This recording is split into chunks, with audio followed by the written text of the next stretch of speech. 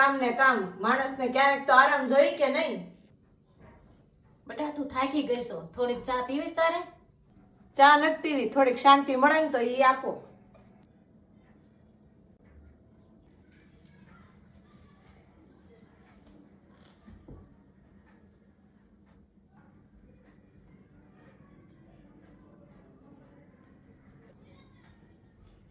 હું છું મમ્મી, કેમ શાંત બેઠા છો?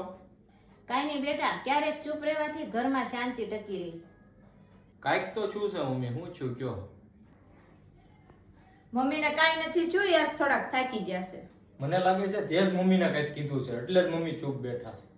હું કાંઈ નથી બોલી, અને બોલી હોય ને તો એ કઈ ખોટું નથી બોલી.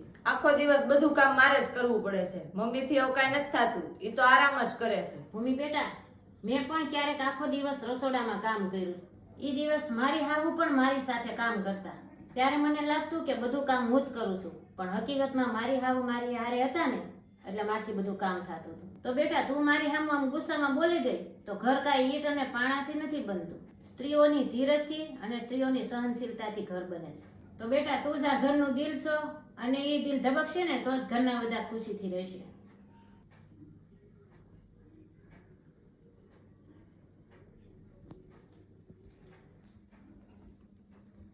સોરી મમ્મી, હું ભૂલી ગઈ હતી કે તમે પણ આ ઘરનું કામ કરો છો અને તમે પણ માણસ છો. અરે બેટા તું મારી દીકરી જ છો, અને ગુસ્સો એના પર આવે જેના ઉપર આપણને પ્રેમ હોય. તો હાલો બેયનું સોર્ટ આઉટ થઈ ગયું, તો આજે જમવાનું હું બનાવી, તમારે કોઈને નથી બનાવવાનું. ના ના ઓ, અમારે ખાવાનું છે, ભૂખ્યું નથી રહેવાનું.